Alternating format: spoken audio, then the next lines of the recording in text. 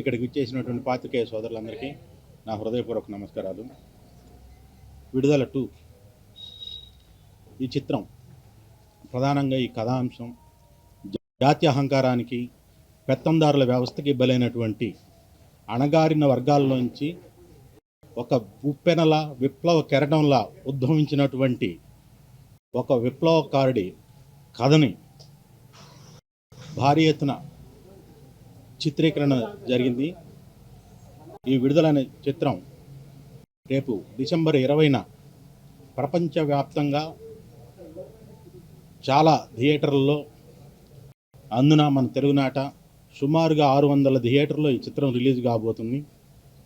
ప్రధానంగా ఈ చిత్రానికి ఆకర్షణ ఏమిటంటే వేట్రిమారన్ దర్శకుడు.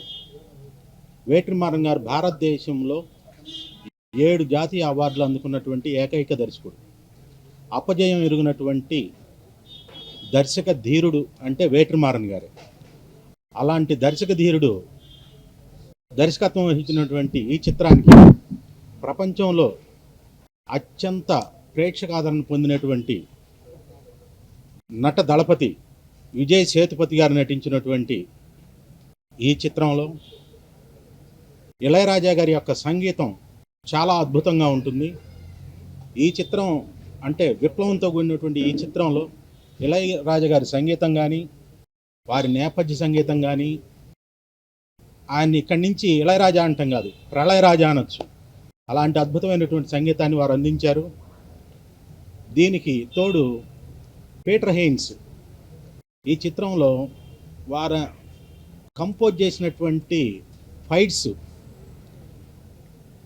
చాలా, అంటే ఆల్మోస్ట్ నాకు తెలిసినంత వరకు ఇంతవరకు ఇండియన్ స్క్రీన్ మీద అటువంటి ఫైట్స్ ఎవరు చిత్రీకరించలేదు. అటువంటి ఫైట్స్, ఎమోషనల్ ఫైట్స్ తోటి పీటర్ హెయిన్స్ గారు ఇందులో ఫైట్స్ కంపోజ్ చేశారు. పోతే ఇందులో మంజు వారియర్ గారు హీరోయిన్గా నటించారు.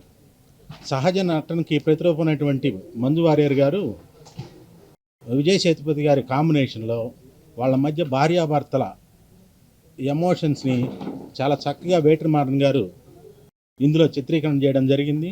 ప్రపంచవ్యాప్తంగా రేపు 20న రిలీజ్ కాబోతున్నటువంటి ఈ చిత్రం చాలా అద్భుతమైనటువంటి విజయాన్ని మాకు అందిస్తుందని చెప్పేసి మేము బాగా నమ్ముతున్నాం. పైగా చాలామంది ఇదేదో తమిళ సినిమా అనుకుంటున్నారు. ఇది తెలుగునాట జరిగినటువంటి సామాజిక అంశాలు, మనకు జరిగినటువంటి యథార్థ సంఘటనల ఆధారంగా చిత్రీకరించినటువంటి సినిమా. వేట్రిమారన్ గారు ఈ పాయింట్ నచ్చి మన తెలుగు అంటే యథార్థ గాథల్లో ఉన్నటువంటి తెలుగు వాళ్ళ యొక్క పాత్రను ఇందులో ఇమిడ్చి అద్భుతంగా చిత్రీకరించారు. సో మన తెలుగువారు చక్కగా దృశ్య కావ్యంగా ప్లస్ మన సామాజిక పరిస్థితులపైన ఒక అవగాహన తెచ్చుకునేటువంటి ఈ చిత్రంగా అద్భుతంగా విజయంగా సాధిస్తుందని చెప్పేసి గట్టిగా మేము నమ్ముతున్నాం. మీరందరూ కూడా థియేటర్లలో ఈ నెల 20న ఈ సినిమా చూసి మీరు కూడా నేను ఇప్పుడు ఏదైతే చెప్పానో మీరు కూడా ఘంటాపదంగా ఇదే తెలియజేస్తారని కూడా నేను మళ్ళీ నొక్కి వక్కాణించి చెప్తున్నాను. సో